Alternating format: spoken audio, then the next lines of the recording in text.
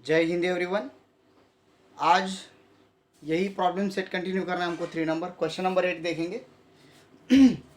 यहाँ पे एक बिग सर्कल है जिसका सेंटर है y, ठीक है, और एक स्मॉल सर्कल है जिसका सेंटर है x। ये दोनों एक दूसरे को इंटरसेक्ट या फिर टच कर रहे हैं इंटरनली एट पॉइंट z।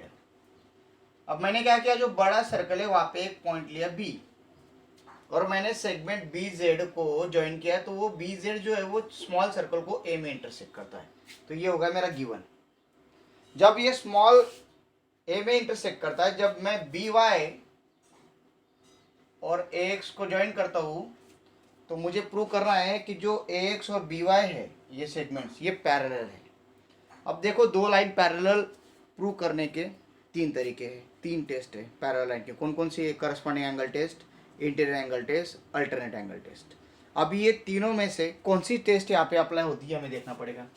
अगर आप लोग ये दोनों को पैरेलल आपको प्रूव करना है तो इसको या फिर इसको आपको ट्रांसवर्सल कंसिडर करना पड़ेगा। अब रही बात कि किसको ट्रांसवर्सल कंसिडर करें, तो मैं सजेस्ट करूंगा कि हमें बी जेड को अगर ट्रांसवर्सल कंसिडर करना होगा तो ये एंगल और एंगल अगर आप देखोगे तो फिगर के हिसाब से कॉन्ग्रेंट दिख रहे हैं। अब इनको कॉन्ग्रेंट दिखाना है। अब इसको कैसे दिखाएंगे? जो बड़ा सर्कल है, उसमें वाई बी और वाई जेड ये क्या है? रेडियस है। जो बड़ा सर्कल है इसमें वाई बी और वाई जेड क्या है? रेडियस है। अगर ये रेडियस है, इसका मीनिंग ये दोनों सेगमेंट क्या हो गए? कॉन्ग्रेंट। अगर ये दोनों सेगमेंट कॉन्ग्रेंट हो गई तो ये एंगल बी एंगल और जेड एंगल क्या हो गए? एक दूसरे के साथ कॉन्ग्रेंट हो गई। तो ये फर्स्ट स्टेटमेंट बनेगा। वैसे ही स्मॉलर सर्कल में एक्स ए और एक्स जेड कॉन्ग्रेंट सेगमेंट है क्योंकि रेडियस ऑफ सेम सर्कल। तो यहाँ पे भी एंगल ए और एंगल जेड क्या होगा? कॉन्ग्रेंट। अगर आप देखोगे तो एंगल बी भी जेड के साथ कॉन्ग्रेंट है, एंगल ए भी जेड के साथ कॉन्ग्रेंट है। इट मीन्स एंगल ए और बी का मेजरमेंट क्या हो गया? सेम हो गया। अगर सेम हो गया तो ये दो पैरेलल लाइन और ये ट्रांसवर्सल है और ये एंगल अगर सेम आ गया तो ये कौन सा एंगल है? करस्पॉन्डिंग एंगल टेस्ट के हिसाब से ये पैरेलल हो जाता है। ठीक है, तो स्टार्ट करेंगे। पहले पहले तो हमें ये दिखाना है कि ये जो लाइन निकाल रहा हूँ मैं ये एक्स में से जाती है। तो ये कौन सा थ्योरम है? Touching circles theorem. So let's start proof. In circle, ये पूरा डिटेल में लिखना पड़ेगा हमें गिवन का जो है। Circle with centre x and y intersect internally at z, therefore x dash sorry y dash x dash z। ऐसे नहीं लिखेंगे इसको क्योंकि हमें पता नहीं कौन सा बीच में, तो सिर्फ directly x comma y comma z are collinear. y collinear. Theorem of touching circle. Touching circle का थ्योरम बोलता है कि उनका टचिंग पॉइंट और उनके सेंटर कोलिनियर होते हैं। ठीक है, ये थ्योरम है वो। थ्योरम ऑफ टचिंग सर्कल के हिसाब से एक्स वाई जेड कोलिनियर हो गए। अब कोलिनियर हो गए तो ये एक लाइन बन रही है, तो हमारा काम खत्म हो जाता है वहाँ पे। अब आगे जाएंगे, अब बात करेंगे in circle with centre Y, okay, Y B is equals to Y Z. क्यू? Radii of same circle. Okay, so in triangle Y B Z, just अभी मैंने एक्सप्लेन किया। हाँ, so triangle Y B Z is isosceles triangle. कौन सा triangle बनेगा वो? Isosceles triangle बन जाएगा। कौन सा वाला? ये वाई बी जेड। अगर ये वाई बी और वाई जेड अगर कॉन्ग्रेंट है क्योंकि रेडियस है वो, तो ये जो ट्रायंगल बन रहा है वाई बी जेड, ये एक एक्स को भूल जाओ, वाई बी जेड ये आइसोसेलेस ट्रायंगल है। So therefore angle YBZ is congruent with angle YZB। क्यों? Theorem of isosceles triangle, isosceles triangle का थ्योरम है। तो यहाँ पे लिखेंगे थ्योरम ऑफ आइसोसेलेस ट्रायंगल। तो इसको मैंने फर्स्ट कंसिडर कर लिया। मैंने क्या दिखाया? बी को जेड के बराबर दिखा दिया, जो मैंने जैसा अभी आपको एक्सप्लेन किया। ओके, अगर आप देखोगे तो हमारे ये बड़ा ट्रायंगल का काम खत्म हो गया। अब छोटी की बात करेंगे। वैसे ही इन सर्कल, ये सेंटर पूरा लिखो, in circle with centre x, XA is congruent with, यहाँ पे भी congruent है actually, XA is congruent with XZ, वही आएगा रेडियस ऑफ सेम सर्कल। ये जो छोटा सर्कल है इसका, इसकी रेडियस है वो, ये जो छोटा सर्कल है इसकी रेडियस है XA और XZ। अभी यहाँ पे अगर कॉन्ग्रुएंट है तो triangle XAZ is isosceles triangle. कौन सा ट्रायंगल बन गया भाई? आइसोसेलेस ट्रायंगल बन गया। Therefore angle XAZ is congruent with angle XYZ, sorry XZA,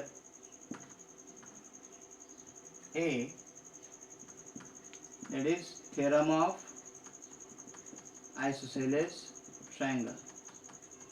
ठीक है, अभी ये जो XZA लिखा, देखो ये और ये एंगल, हाँ, A और Z एंगल, A और Z एंगल हमने क्या दिखा दिया? कॉन्ग्रुएंट दिखा दिया। अगर हम इसको कॉन्ग्रुएंट दिखा रहे हैं तो इसका मीनिंग क्या हो रहा है कि ये जो XZA है इसको ही हम YZA पढ़ सकते क्या? XZA को YZB पढ़ सकते हैं क्या? ये हम कर देंगे इसको, that is angle XAZ is congruent with angle YZB, क्योंकि Z तो वही है, XZA रीड करने से YZB रीड करता हूँ, ये एंगल तो रीड कर रहा हूँ मैं, इसको मैंने कंसिडर कर दिया सेकेंड। अब बाय फर्स्ट एंड सेकेंड देखो YZB सेम है तो ये दोनों क्या हो गए? सेम हो गए। Therefore angle YBZ is congruent with angle XAZ। इसको मैं क्या मानूंगा? यस, इसको इतना कर लिया। हाँ, अभी यहाँ पे लास्ट स्टेप हमें लिखनी होगी, ये मैं रफ करता हूँ इधर का। सो हमारी जो लास्ट स्टेप होगी, देखो अभी ये धूप छाव चल रहा है इसलिए कम ज़्यादा उजाला होता रहेगा, तो डरना नहीं, ऐसे क्यों हो रहा है। सो अभी ये एंगल और ये एंगल हमने कॉन्ग्रुएंट दिखा दिया यहाँ तक। सो नाउ क्या करेंगे अभी बताओ? Line BZ is transversal of line BY and AX. Therefore, by third, कौन सा थर्ड? ये वाला third, AX is parallel BY. Why? Corresponding angle test. Corresponding angle congruent है ना उनके, करस्पॉन्डिंग एंगल टेस्ट। अभी मैंने इसको एक्सप्लेन किया था स्टार्टिंग में, ठीक है? अगर नहीं समझे तो पहले से देख लो। चलो फिर आगे जाता है नेक्स्ट क्वेश्चन। अभी एक सॉल्यूशन इसका फाइंड करना है हमें क्वेश्चन नंबर 9 में, कि L जो है वो टेंजेंट है सर्कल को एट पॉइंट P, ठीक है, और RS जो है वो कॉर्ड है, Q जो है वो मिड पॉइंट है, किसका मिड पॉइंट है? OP का, ठीक है। मीन्स OQ इक्वल्स टू क्या आएगा? QP, ये दे दिए, Q is the mid point of OP। RS is a cord through Q में से जाने वाले RS एक कॉर्ड है, RS L को पैरेलल है, ये पैरेलल है। अभी यहाँ पे हमें ये दिखाना है कि अगर ये पैरेलल है तो हमें क्या फाइंड करना है? रेडियस। रेडियस मीन्स आपको OS या फिर OR फाइंड करना है। मैं समझ लेता हूँ कि मुझे OS फाइंड करनी है। तो जब ऐसा कोई ट्रायंगल बनता है तो हमें हमेशा याद आता है पाइथागोरस थ्योरम। तो पहले तो हमें ये देखना पड़ेगा कि OP जो है वो लाइन L को पॉइंट ऑफ कांटेक्ट में तो ये आएगा परपेंडिकुलर, और अगर RS और लाइन L अगर पैरेलल है तो बाय करस्पॉन्डिंग एंगल थ्योरम ये एंगल अगर 90 तो ये एंगल भी कितना आएगा? 90 आ जाएगा, करेक्ट है। और उन्होंने दिया है कि जो RS है, RS वो 12 है, कितना है? 12 है, ठीक है।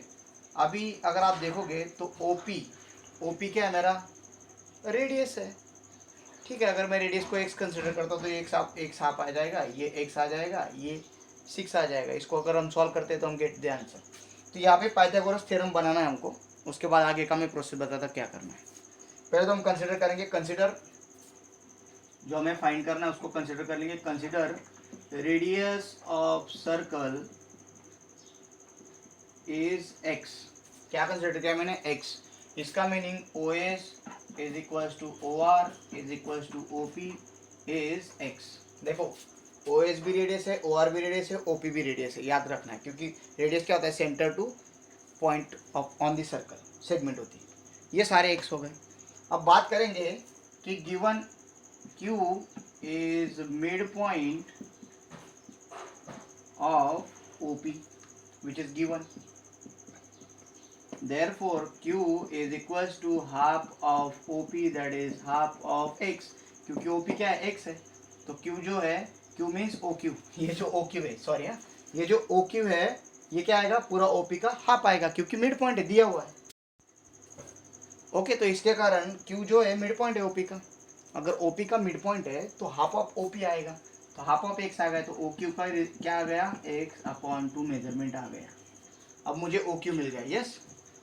ओके, नाउ इसके बाद मैं बात करूंगा कि ये जो OP है, OP is perpendicular to line L, why, tangent theorem. Correct है, टेंजेंट थ्योरम के हिसाब से ये परपेंडिकुलर है। अगर ये परपेंडिकुलर है तो यहाँ पे and R S is parallel to line L, therefore O Q is also perpendicular to line R S. Q, corresponding angle theorem.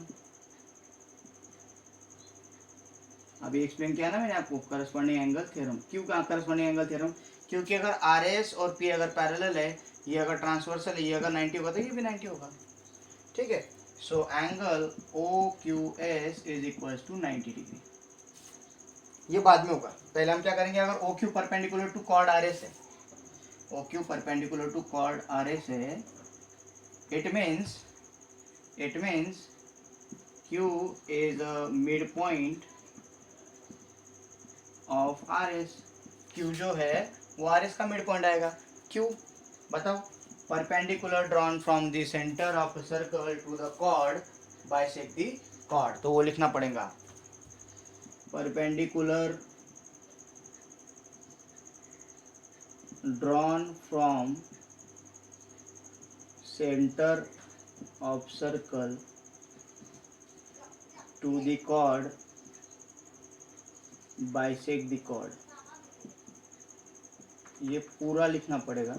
ठीक है, तो यहाँ पे क्या हो गया, Q S is equal to half of R S. हमें ये 90 डिग्री तो दिखा दिया, बट ये क्यू एस कितना आएगा फिर, हाफ ऑफ आर एस, तो क्यू एस कितना है, आर एस कितना है, हाफ ऑफ 12, तो क्यू एस कितना आया, 6। अब यहाँ पे यूनिट तो दिया नहीं, तो 6 से कंसिडर किया मैंने। अब ये रफ करता हूँ मैं। हमारी बात चल रही है कि हमें क्या निकालना है, यस क्या निकालना, तो यहाँ पे इसको मैं फर्स्ट मान लेता हूँ क्योंकि इसकी जरूरत है मुझे, ये परपेंडिकुलर होगा तभी। तो in triangle O Q S, angle Q is 90 degree, so therefore O A square equals to O Q square plus Q A square, Q Pythagoras theorem. अब जो जो वैल्यूज डालो, ओ एस की क्या वैल्यू भाई, एक्स है, तो क्या आएगा, एक्स स्क्वायर। ओ क्यू की क्या वैल्यू है, x/2 ब्रैकेट स्क्वायर। ठीक है, प्लस ये क्यू एस की क्या वैल्यू बताओ, क्यू एस की 6 है, 6 का स्क्वायर, तो x square is equal to x square upon 4 plus 36।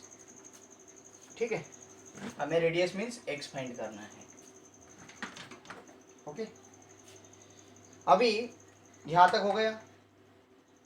अब इसके बाद ये जो 4 है इसको इधर सेंड करो, क्या बन गया, 4x square is equal to x square plus 36, ये इधर आ जाएगा, भेजो ना, तो 4x स्क्वायर माइनस, ये डायरेक्टली 4 इधर नहीं आएगा, सॉरी, हमें 4 इधर नहीं ला सकते क्योंकि वो सबको डिवाइड नहीं है। कैसे करेंगे बताइए, ऐसा करते हैं हम, क्रॉस मल्टीप्लाई कर लेते हैं पहले, x square plus 36 multiply by 4/4, अब 4 इधर आ जाएगा, 4x square plus x square plus 36 multiply by 4। ठीक है, वो क्या आता है देख लेंगे क्या क्वेश्चन, ये स्क्रीनशॉट निकालना तो आप निकाल सकते हो यहाँ तक, उसके आगे मुझे उधर रफ करना है, फिर आगे जाएंगे।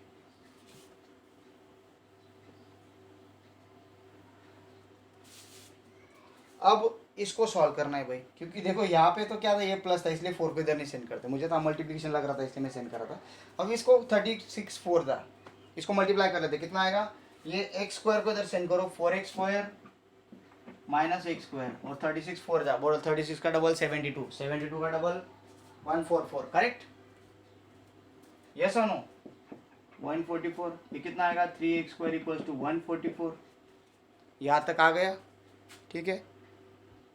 अब इसके आगे ये जो 3 उधर जाएगा, x square is equals to 144 upon 3, x square equals to 48, x equals to 4√3, कैसे इसको अपन लिखेंगे ना, कैसे लिखेंगे, एक्स इक्वल्स टू रूट 16 3 जा तो कितना आएगा 4√3, तो क्या आ गया, तो लिखेंगे radius of circle is 4√3 unit, ये आंसर है आपका।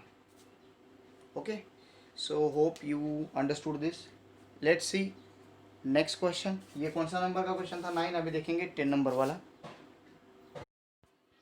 10 नंबर का एग्जांपल जो है, इसमें अगर आप देखोगे तो एक सर्कल निकला हुआ है, ठीक है, अभी ये मैंने निकाला, और ए बी जो है वो डायमीटर है सर्कल का, डायमीटर किस में से जाता है, सेंटर में से जाता है, और पी क्यू जो लाइन है, पी क्यू एक टेंजेंट है, किसको है, सर्कल को, एट पॉइंट टी, करेक्ट है। अगर मैं इस सी से पी पे डॉटेड लाइन निकालता हूं तो ये तो परपेंडिकुलर आ जाएगा, क्योंकि ये क्या है, टेंजेंट थ्योरम है, इतना तो आप लिख सकते हो। ऑलरेडी गिवन है कि एपी जो है वो पी क्यू को परपेंडिकुलर है, एपी पी क्यू को परपेंडिकुलर है, और बी क्यू पी क्यू को, ये भी परपेंडिकुलर है, ये भी परपेंडिकुलर, ये भी परपेंडिकुलर, ये भी परपेंडिकुलर। अगर एक ही प्लेन में कोई 3 लाइन एक सेम लाइन को परपेंडिकुलर होती है तो तीनों लाइन क्या होती है, पैरेलल होती है, ये एक प्रॉपर्टी है, ठीक है। If any if lines are perpendicular to the same line in the same plane then that lines are parallel, ये प्रॉपर्टी। अगर कोई भी लाइन, कितने भी लाइन हो, अगर वो किसी सेम लाइन को परपेंडिकुलर हो तो सारे लाइन क्या हो जाते हैं, परपेंडिकुलर। अब ये परपेंडिकुलर लाइन बन रही, तो ये क्या बन रहा है, एक थ्योरम बन रहा है, कौन सा थ्योरम याद है क्या आप लोगों को, ये थ्योरम देखा है आपने सिमिलैरिटी चैप्टर में, यस, प्रॉपर्टी है ये, क्या property, 3 parallel lines and transversal की प्रॉपर्टी। अगर आप इसमें देखोगे तो इसको मैं थोड़ा सा भी ये फिगर को घुमा लेता हूँ, कैसे घुमाऊंगा, क्योंकि अभी यहाँ पे ये तीनों लाइन तो वर्टिकल है, तो ये तीनों लाइन वर्टिकल आ गई, ठीक है। ये एक ऐसी सेगमेंट दिख रही है आप लोगों को, क्या, ए सी बी, और एक ऐसी सेगमेंट दिख रही है पी टी क्यू, दिखे आप लोगों को, और ये तो पैरेलल लाइन है, आपने तो दिखा दिया ना इनको पैरेलल, ठीक है। अब ये पैरेलल है, अब यहाँ पे प्रॉब्लम ये है कि ये जो सी ए और सी बी है इनका तो मेजरमेंट सेम आएगा, क्यों आएगा सेम, क्यों आएगा भाई, क्योंकि वो दोनों उधर रेडियस है, तो ये क्या आएगा, एक्स ए बी आ गया X, it means A C upon C B is equal to P T upon क्या आ जाएगा, टी क्यू आ जाएगा। A C upon C B equal to P Q upon, A C upon C B equal to P T upon क्या आ जाएगा, T Q, but A C upon C B क्या है, X upon X equal to P T upon T Q, तो x x get cancel, क्या आ गया 1/1 is equal to P T upon T Q, तो टी क्यू अगर इधर T Q equal to क्या आ जाएगा, पी टी आ जाएगा, ठीक है।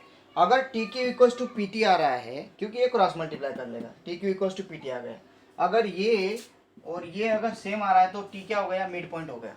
अब इतनी क्यों चल रही है भाई धांधल, इसके लिए चल रही है कि अगर टी मिड पॉइंट है और ये परपेंडिकुलर है तो पी को, ये जो लाइन गई है कौन सी, सी टी, ये जो सी टी लाइन है ये परपेंडिकुलर बाइसेक्टर है, और आपको पता है every point lie on perpendicular bisector is equidistance from the and points. इसका मीनिंग ये जो सी पी है और ये जो सी क्यू है ये कॉन्ग्रुएंट हो जाएंगे, और वही हमको दिखाना है, क्योंकि ये क्या है पी क्यू और टी तो मिड पॉइंट और ये परपेंडिकुलर है, तो सी टी क्या हो गया, परपेंडिकुलर बाइसेक्टर हो जाएगा। अगर ये परपेंडिकुलर बाइसेक्टर हो गया तो इतनी प्रोसेस हमको करनी पड़ेगी, परपेंडिकुलर बाइसेक्टर हो गया तो C P C Q congruent हो जाएंगे बाय परपेंडिकुलर बाइसेक्टर थ्योरम, तो इतना हमें लिखना है। So let's start. पहले क्या करेंगे, पहले टेंजेंट थ्योरम यूज करेंगे। So here proof PQ is tangent to circle at P. Therefore, CP is perpendicular to line PQ. Why? Tangent theorem. Okay. AP is perpendicular to line PQ and BQ is perpendicular to line PQ. ये क्या है, given है, therefore line AP, sorry, segment AP parallel segment CT parallel segment BQ. क्या आएगा ये? Property of line perpendicular to same line.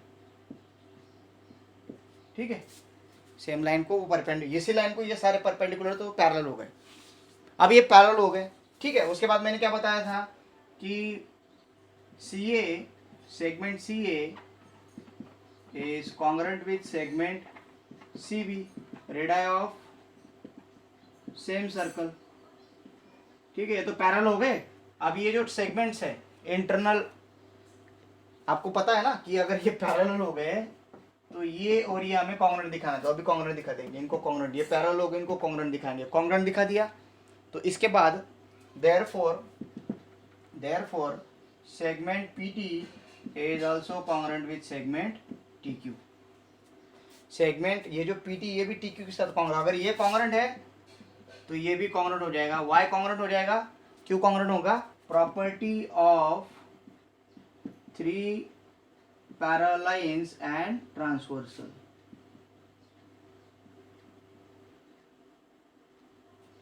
Okay, तो ये मैंने जो एक्सप्लेन किया था कि PT TQ क्यों इक्वल आते हैं, मैंने एक्सप्लेन किया था अभी जस्ट. तो उसके कारण इक्वल आ गए. हाँ, तो therefore T is a midpoint of PQ and CT is perpendicular to line PQ, sorry segment PQ. अब ये PQ को हम सेगमेंट ही कंसिडर करेंगे, इतना ही टुकड़ा. हाँ, therefore CT is perpendicular bisector of PQ. Therefore segment, अभी ये जो सेगमेंट है, कौन सा सेगमेंट? CP और CQ. Segment CP is congruent with segment CQ. क्यों? Theorem of perpendicular bisector. क्यों बेटा? क्योंकि अगर ये परपेंडिकुलर बाइसेक्टर है तो ये C परपेंडिकुलर बाइसेक्टर का कोई भी एक पॉइंट है, तो ये जो पॉइंट रहेगा उसके एंड पॉइंट से इक्वल डिस्टेंस पे रहता है. ये वो थ्योरम है. फिनिश. तो 11 नंबर एग्जाम्पल है, उसको मैं सिर्फ एक्सप्लेन कर देता हूँ, उसको आपको घर पे करना है. क्या एग्जाम्पल है कि आपको 3 सेंटीमीटर वाले 3 सर्कल निकालने हैं, वो भी टचिंग सर्कल, एक दूसरे को टच करेंगे ऐसे सर्कल. इट मीन्स वो सर्कल कैसे दिखना चाहिए कि वो एक दूसरे को टच करे, या फिर वो ऐसे दिखे, वो कैसे भी दिखे, एक दूसरे को टच करने चाहिए, या फिर वो ऐसे दिखे, कोई लेना देना नहीं. बट ये तीनों सर्कल एक दूसरे को टच करते हैं तो ये फिगर नहीं चलेगी, क्योंकि ये जो है ये इन दोनों को तो टच हो रहा है, बट ये जो है ये इसको नहीं टच हो रहा है ना, तो तीनों को टच होना चाहिए. हर एक सर्कल दूसरे रिमेनिंग दोनों सर्कल्स को टच होना चाहिए. और हर एक की रेडियस कितनी? 3 सेंटीमीटर. तो मैं रफ फिगर ड्रॉ करता हूँ. देखो तो कैसे लिखेंगे कि circles 11 number with radius 3 centimetres are touching each other. कितने सर्कल है वो? 3 circles. Therefore, by the theorem of touching circle, distance between, point of intersection and center of circle lies on same line. Therefore distance between each centers is 3 plus 3, that is 6 centimetre. कितना centimetre का distance आएगा? 6 centimetre का distance आएगा ना, क्योंकि दोनों circle तो 3-3 centimetre के तीनों. तो आपको क्या करना होगा? So let's draw equilateral triangle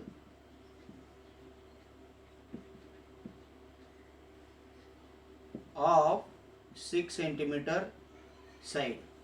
तो आपको क्या ड्रॉ करना पड़ेगा? इक्विलैटरल ट्रायंगल ड्रॉ करना पड़ेगा 6 सेंटीमीटर साइड का। जैसे इक्विलैटरल ट्रायंगल आप ड्रॉ करते हो कितने सेंटीमीटर के, 6 सेंटीमीटर वाला इक्विलैटरल ट्रायंगल अगर आपने ड्रॉ करे 6 सेंटीमीटर 6 सेंटीमीटर 6 सेंटीमीटर, तो बाय कंसिडरिंग